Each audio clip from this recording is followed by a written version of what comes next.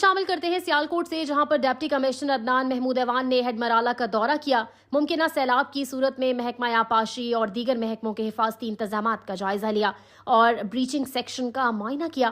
Deputy commissioner Gujrat Safdar Hussain Virk, additional deputy commissioner revenue Gujrat Khizar Hayat Bhatti, additional deputy commissioner revenue Sialkot Muhammad Iqbal بھی ان کے ہمراہ تھے۔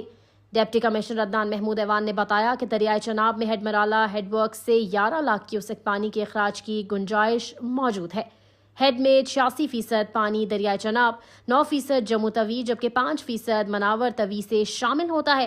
ہیڈ مرالہ پر سیالکوٹ کے علاقوں کو پانی سے بچانے کے لیے حفاظتی بند کو محکمہ آبپاشی کے ماہرین نے معائنہ کر کے محفوظ قرار دیا ہے۔ ڈپٹی کمشنر نے بتایا کہ ایئرپورٹ کو سیلاب سے بچانے کے لیے حکومت پنجاب نے 3 کلومیٹر حفاظتی بند کا منصوبہ بنایا ہے۔ 3 ارب روپے لاگت کے اس منصوبے پر ابتدائی کام جاری ہے۔ ڈپٹی کمشنر عدنان محمود ایوان نے بتایا کہ 5 لاکھ کیوسک پانی کی آمد کی صورت میں پاک فوج کو کال کی جاتی ہے۔ 7.5 لاکھ کیوسک پانی کی صورت میں اعلیٰ سطحی کمیٹی کا بریچنگ کے لیے اجلاس بلایا جا سکتا ہے۔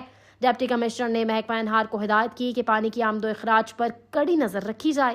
تمام ڈپارٹمنٹس ریسکیو اینڈ ریلیف سرگرمیوں کے لیے تیار رہیں۔